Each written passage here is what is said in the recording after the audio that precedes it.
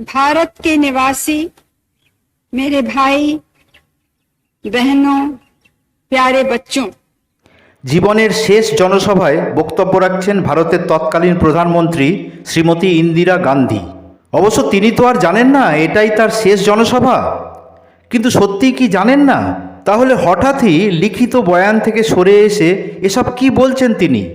मुझे चिंता नहीं है कि मैं जीवित रहूं या नहीं रहूं, सारा जीवन मेरा सेवा में गया और जब तक मुझ में सांस है तब तक सेवा ही में जाए, और जब मेरी जान जाएगी तो मैं कह सकती हूँ कि एक एक खून का खतरा जितना मेरा है वो एक एक खून एक भारत को जीवित करेगा।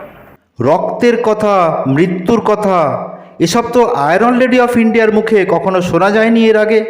কথায় বলে কোনো কোনো মানুষ মৃত্যুর আগেই মরণের হাতছানি দেখতে পান।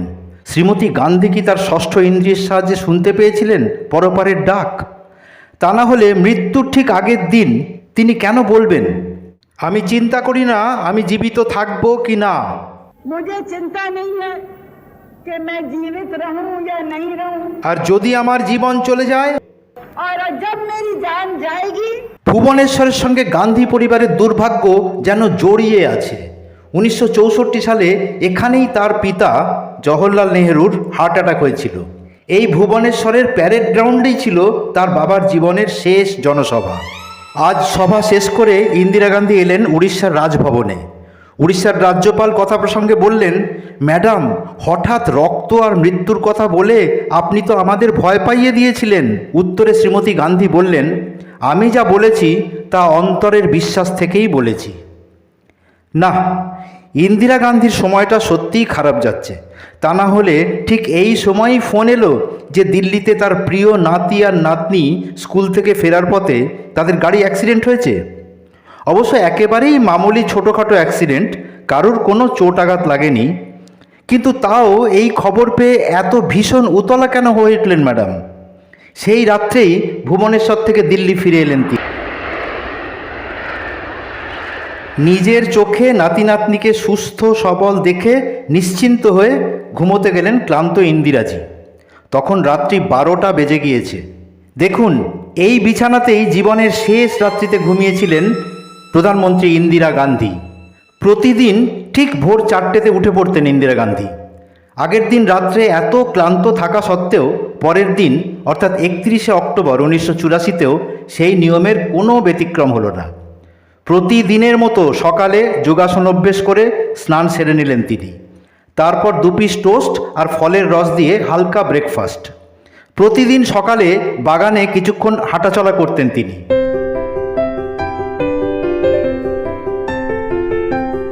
সকালে শুদ্ধ বাতাসে গাছপালার মধ্যে ঘোরাঘুরি করে তিনি বোধহয় সারাদিনের পরিশ্রমের জন্যেই নিজেকে তৈরি করে নিতেন। সকাল 8টার মধ্যেই তৈরি হয়ে গেলেন তিনি। এটাই তার চিরকালের অভ্যাস।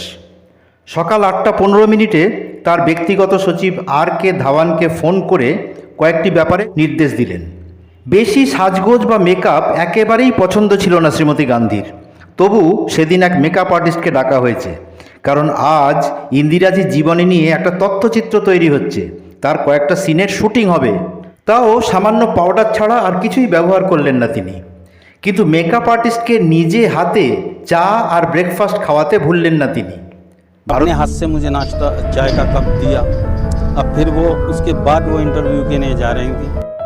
আজ সারাদিন একেবারে ঠাসা প্রোগ্রাম। সকাল 9:30টার সময় দেখা করতে আসবেন প্রখ্যাত আইরিশ ফিল্ম নির্মাতা স্যার পিটার উস্তিনভ। তিনি ইন্দিরাজির জীবনী নিয়ে তথ্যচিত্রটি তৈরি করছেন।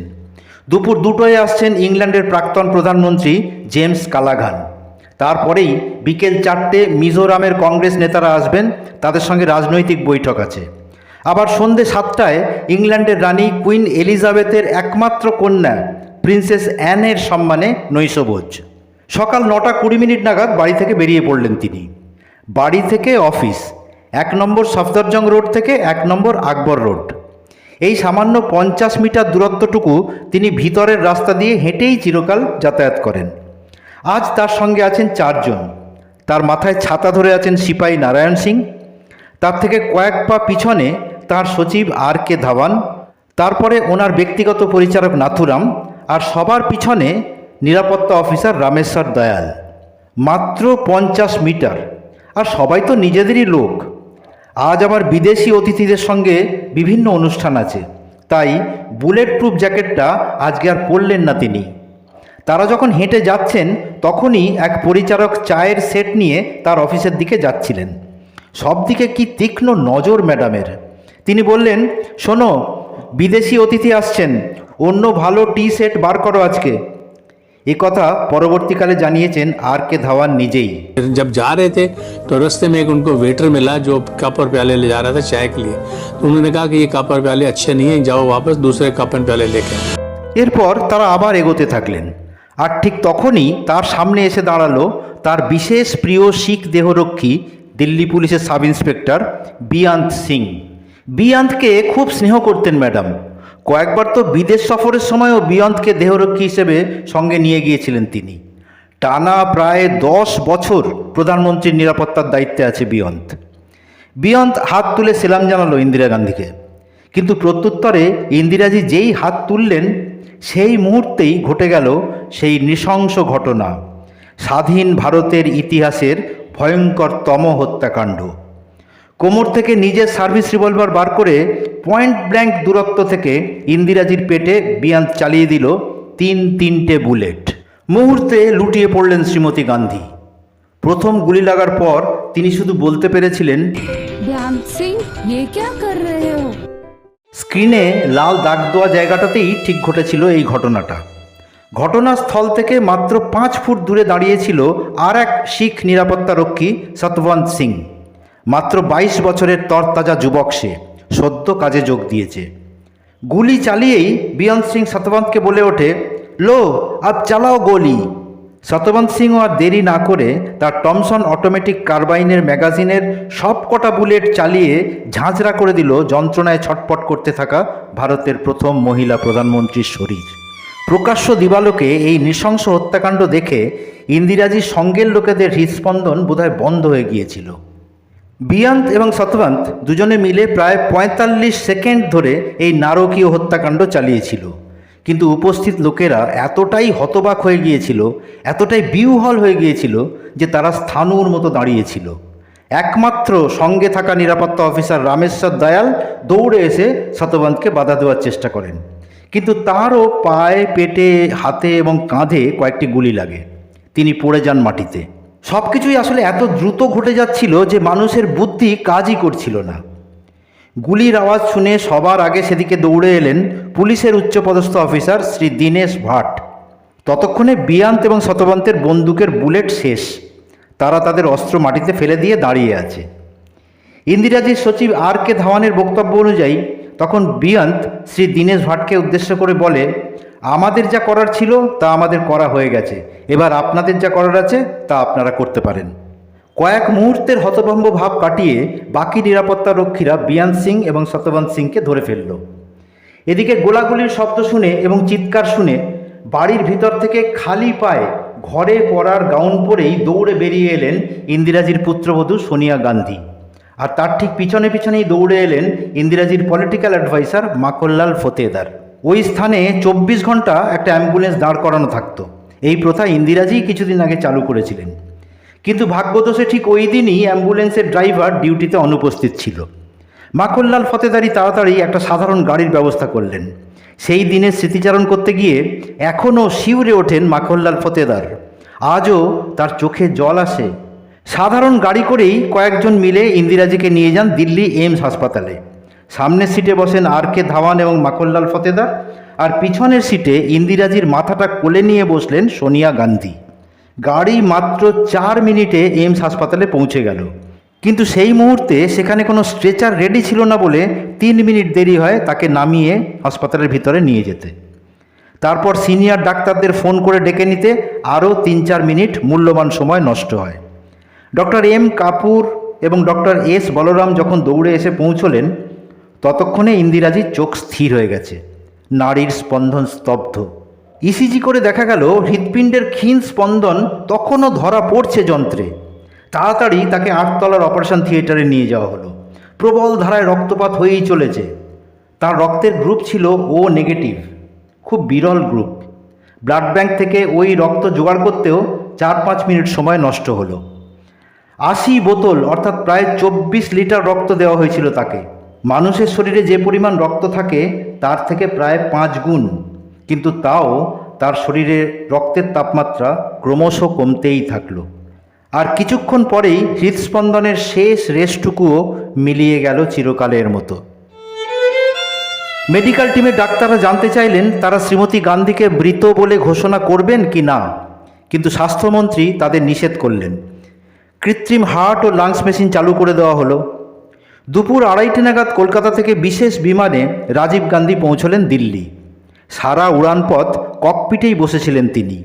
তারপর বিমানবন্দর থেকে সোজা হাসপাতাল। তার উপর রাষ্ট্রপতি জোয়েল সিংও এই সময় বিদেশ সফরে আছেন, তাকেও খবর দেওয়া হলো। তারপর 2:23 শ্রীমতী ইন্দিরা গান্ধীকে মৃত বলে ঘোষণা করলেন হাসপাতালের ডাক্তাররা। বিদ্যুৎ গতিতে সে ভয়ঙ্কর দুঃসংবাদ ছড়িয়ে পড়ল চারদিকে, কিন্তু সরকারিভাবে জনগণ সে খবর পেলেন টেলিভিশনের মাধ্যমে সন্ধ্যে 6টায়। খবরটি পরিবেশন করেছিলেন তখনকার জনপ্রিয় সংবাদ পাঠিকা সালমা সুলতান। आज सवेरे नई दिल्ली में प्रधानमंत्री के निवास स्थान पर श्रीमती गांधी की हत्या करने की कोशिश की गई। उन्हें तुरंत all India institute of medical sciences ले जाया गया। वहां पहुंचते ही डॉक्टरों ने उनका उपचार शुरू कर दिया। অবশ্য অন্য দিনের মতো সেদিন তার চুলে কোনো ফুল গোঁজা ছিল না। এখন লাখ টাকার প্রশ্ন হলো, এই প্রাণঘাতী হামলার সম্ভাবনার কথা কি সরকারের জানা ছিল? একথার এক কথায় পরিষ্কার উত্তর, হ্যাঁ, অবশ্যই জানা ছিল। কিছু বিদেশি শক্তির ইন্ধনে ভারতকে আবার দুটুকরো করে ভাঙার জন্যে সন্ত্রাসবাদী খালিস্তানিপন্থী শিখরা হিংসাত্মক আন্দোলন শুরু করেছিল কিছুদিন আগে থেকেই। অমৃতসরের পবিত্র স্বর্ণমন্দির হয়ে উঠেছিল তাদের আধুনিক অস্ত্রের আখড়া। কিন্তু ভারতের এই দ্বিতীয় বিভাজন রুখতে বদ্ধপরিকর ছিলেন শ্রীমতী ইন্দিরা গান্ধী।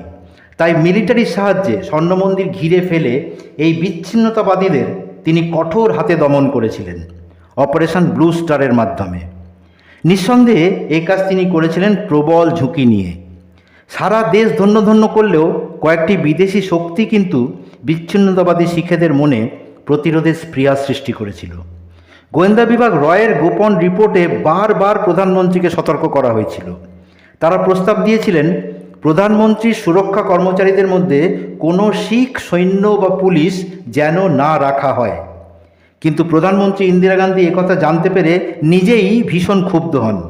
তিনি স্পষ্ট নির্দেশ দেন যে ভারত একটি ধর্মনিরপেক্ষ দেশ, এখানে ধর্মের ভিত্তিতে ভেদাভেদ চলতে পারে না। কয়েকজন বিপদগামী বিচ্ছিন্নতাবাদী শিখ যুবকের জন্যে আমি সমগ্র শিখ জাতিকে অপমান করতে পারি না। এরপর প্রধানমন্ত্রীর দপ্তর এমন ব্যবস্থা করে যে কোনো সময় একসঙ্গে একজনের বেশি শিখ ইন্দিরা গান্ধীর সুরক্ষা দলে থাকবে না। সেই মতোই এই ঘটনার দিন সিকিউরিটি ডিউটি ছিল শুধুমাত্র বিয়ন্ত সিংয়ের।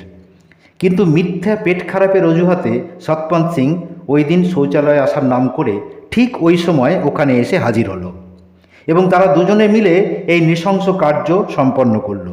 বলা যায় নিজের জীবনের বিনিময়ে ভারতের ঐক্য রক্ষা করলেন শ্রীমতী ইন্দিরা গান্ধী। প্রিয় দর্শক, দলগত রাজনীতির কথা আলাদা, কিন্তু দলীয় রাজনীতির ঊর্ধ্বে উঠে একথা নিঃসন্দেহে বলা যায় স্বাধীন ভারতের প্রাক্তন প্রধানমন্ত্রীদের মধ্যে ব্যক্তিগতভাবে সবচেয়ে ক্যারিসম্যাটিক ছিলেন iron lady of India Shrimati Indira Gandhi. আজ এই অবধি, আবার আসবো জানায় এইরকম নতুন নতুন আরও কাহিনী নিয়ে। নমস্কার।